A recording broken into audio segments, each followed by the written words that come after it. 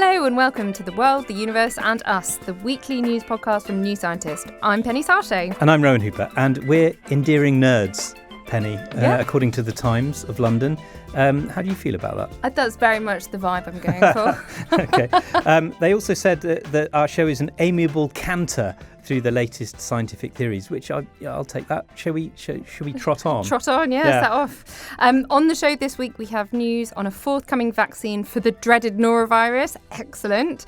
And a new calculation that increases the likelihood of a catastrophic breakup of our solar system. Yeah, not good. Not so good, but No. it's not that likely. Okay.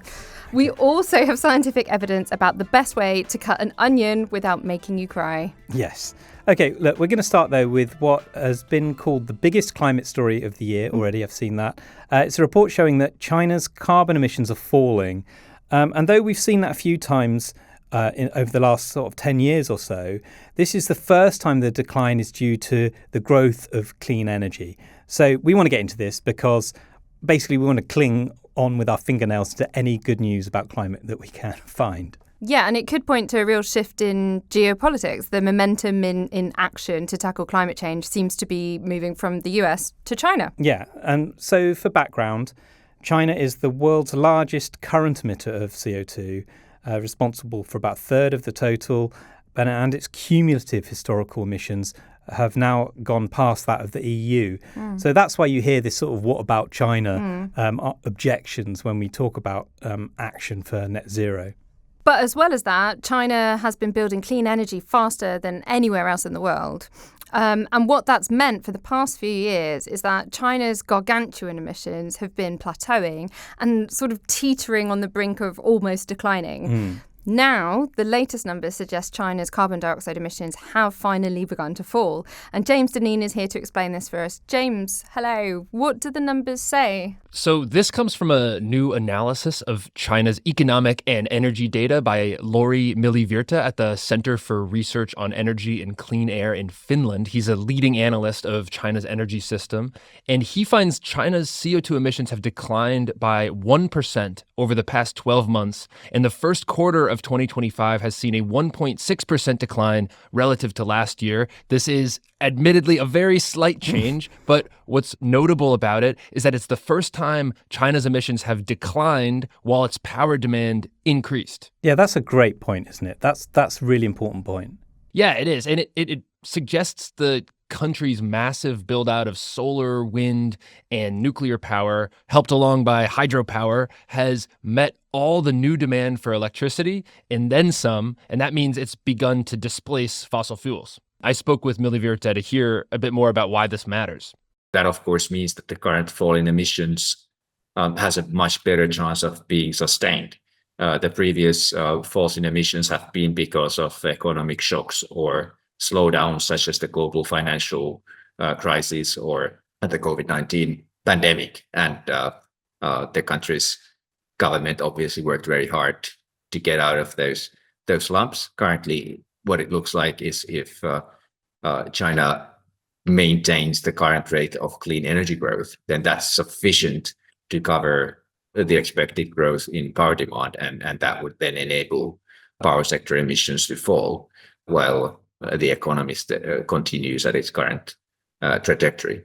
Okay, so in other words, we may just have seen then China pass its peak emissions ahead of schedule. China pledged under the Paris Agreement to see the emissions peak before 2030. We're in 2025. Yeah, it's possible, but don't pop any champagne yet, because for one thing, peak emissions is just that, a peak. Emissions could plateau for years at current high levels, and it's a long way down to the carbon neutrality China has pledged to reach in 2060. These numbers also say nothing about methane and other potent greenhouse gases.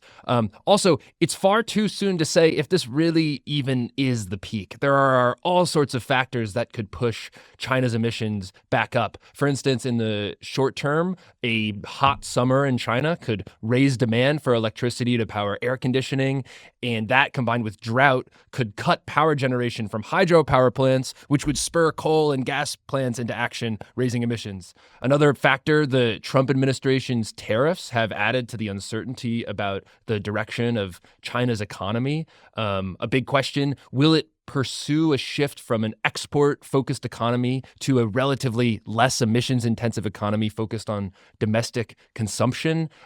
Will China's cement and steel industries, which are both super emissions-intensive processes, continue to see a slowdown? Here's Milivirta again on some of those questions.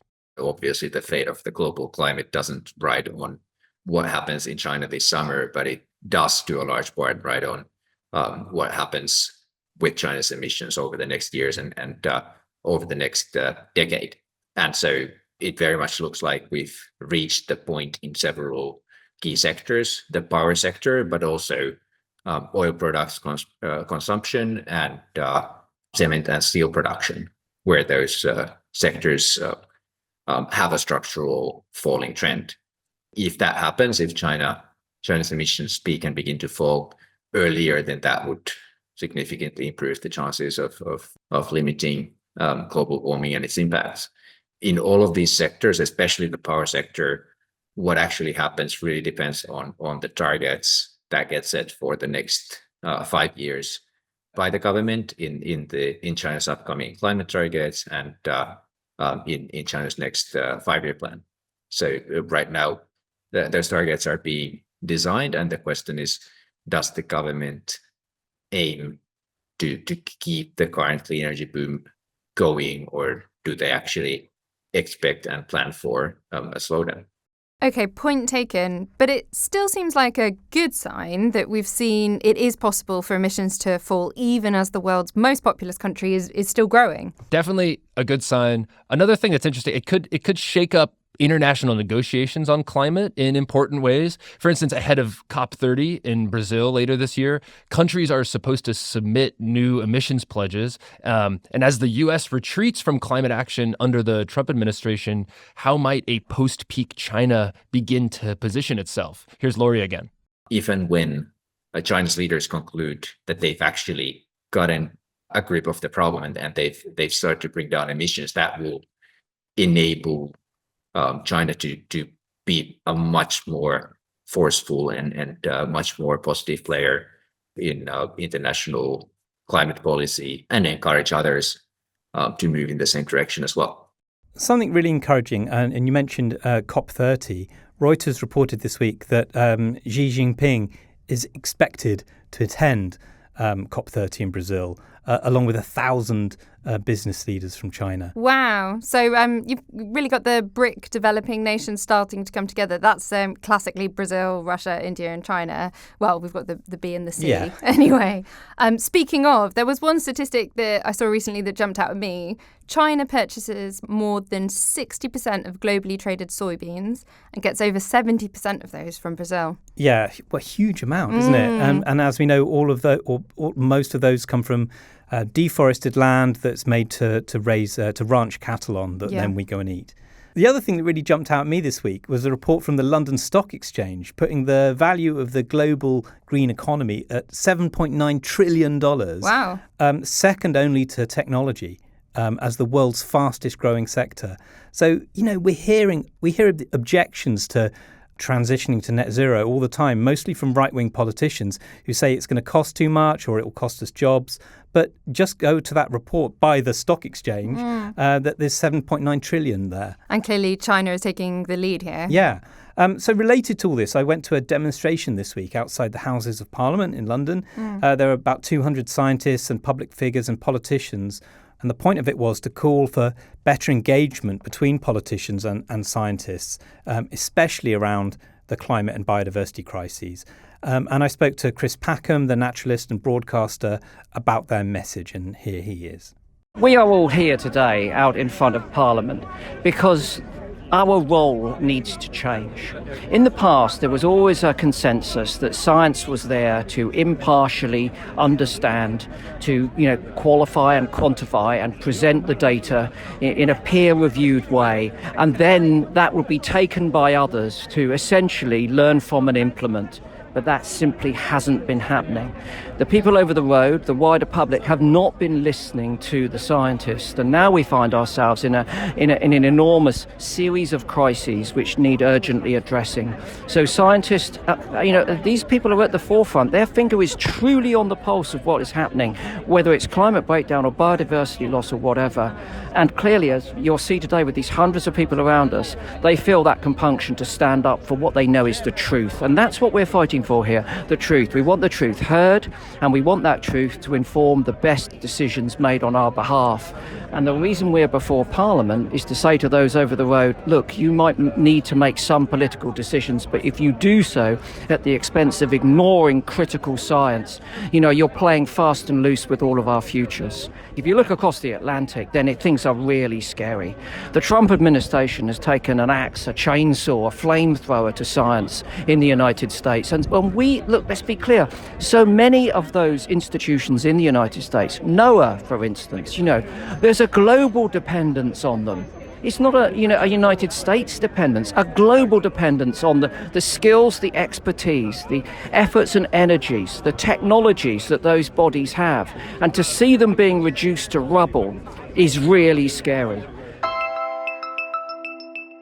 Now, vaccines are in the news in the US at the moment, pretty much for the wrong reasons, and we'll get to that in a bit. But first, I want to talk about a vaccine that I personally am very excited about. And this is a vaccine against norovirus at long last. So norovirus is also known as the winter vomiting bug. It's disgusting to have. It's disgusting to think about. So apologies to anyone who might be eating while they listen. I'm sorry to add to your distaste, but I think I'm immune to this. I think I've got a mutation in a gene called I don't know if it's called FUT2. I don't want to say FUT2 in case it comes out wrong, but it's a gene that protects against norovirus. I didn't know that existed, you lucky person. Yeah, well, it protects against the commonest strains of norovirus. So I never really get it, nor does my daughter, so she's probably got it as well. Wow. Okay, so that's very nice for you, but the rest of us could really do with a vaccine. Yeah, for sure. It's a really nasty thing. It affects 685 million people a year. Yikes. That's a lot of nasty gastrointestinal bugs. So Carissa Wong is here to talk about this vaccine pill that's in development. And Carissa, when can I get a hold of it? Not quite yet, unfortunately, Penny, but things are looking promising. So hopefully just a few years. So tell us the story here. So yeah, we could really do with a norovirus vaccine. It's a highly contagious virus which infects the stomach and the intestines, and it causes vomiting and diarrhea. So very unpleasant symptoms, which typically resolve within a few days. But billions are lost from the economy globally every year due to the sick days and the hospitalization. And of course, any illness like this, whilst it might be mild after a few days for most of us, for vulnerable people, young people, older people, it can actually be quite serious. Yeah, it can cause severe dehydration and it can be fatal. So to address this huge health burden, Sean Tucker at biotech company Vaxart in San Francisco has been working on a vaccine. And Vaxart has previously published a study where they showed that an oral vaccine they developed could basically produce these protective antibodies called IgA antibodies in people. And those could block norovirus from entering cells. So it suggested that it could protect people from being infected. And what are IgA antibodies? So these are essentially like Y-shaped proteins. Oh, those ones. Right. I know as soon as you said Y-shaped, I know what you mean. Yeah. Seen the diagram. Yeah. Yes. And so they can bind to pathogens like viruses and bacteria and stop them from entering the host cells. Gotcha.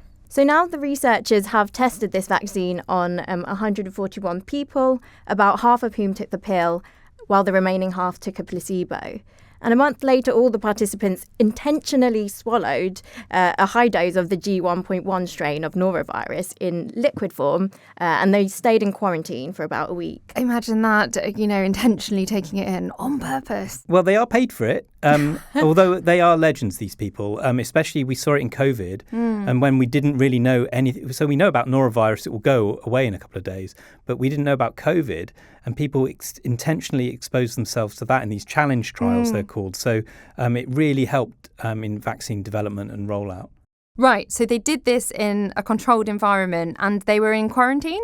Yes, they do this in quarantine, and they give them a big dose too. So studies have shown that in the real world, you might only need 10 to 100 virus particles to get infected. But in this study, they gave the participants 1 million particles. And that was just to ensure enough people got infected so that you can really test that vaccine. 1 million particles. But I should stress this is one of the things that's always fascinated me about norovirus. 10 particles is enough. Highly contagious, isn't it? Yeah.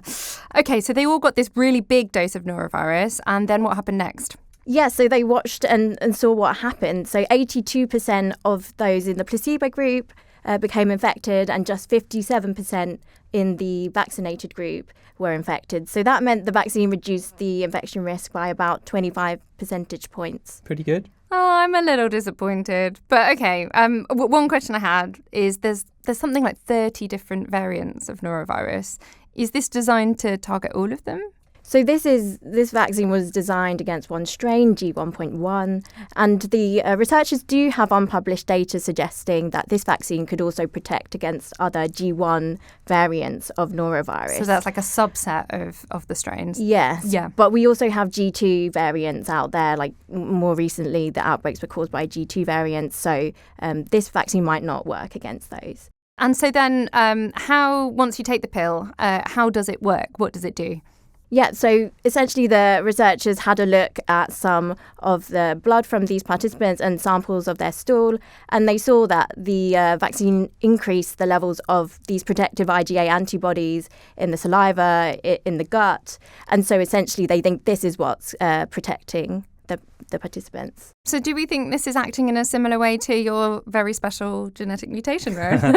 Well, can I row back on that? Yeah. I think it might actually be that my blood type, because I looked into this, and apparently people with blood group B, which is what I've got, have different oligosaccharides on the white blood cells, which is harder for the commonest strain of noroviruses to get into. So that might be where the protective effect comes from. All right, unless it evolves the ability to target you. Yeah, well, it might do. It does evolve very quickly. Yeah. Anyway, it's all very exciting, the idea that we can or could soon vaccinate against norovirus. When can we expect to start seeing this come through? Will it be in time for winter? No, unfortunately not this winter coming, but the researcher told me if everything goes swimmingly well, then he hopes to get this maybe on shelves in 2 to 3 years. Okay, look, there is a big problem here, which is that the health secretary in the US, Robert F. Kennedy Jr., he spread false claims about vaccine safety, and his tenure has coincided with one of the worst measles outbreaks in a decade. There's 2 children have sadly died in Texas, 660 people infected. So it's not a good atmosphere for vaccine development in the US at the moment. It's tragic, and especially when we're talking about these diseases that are preventable. Yeah. Kennedy has also encouraged parents to do their own research about the measles vaccine. We can help you with that. It's been considered safe and 97% effective for decades. Now we're going to turn to something that sounds terrifying, but I've been reassured that it's not. This is just the catastrophic breakup of the solar system. Just that. Yeah. And I would be remiss if I didn't mention that it's also the plot of The Three-Body Problem by superstar Chinese author Cixin Liu. Any opportunity to mention it, right? Yeah, totally. Yes, this one really struck me as like, oh no, a whole other thing I didn't know I needed to worry about.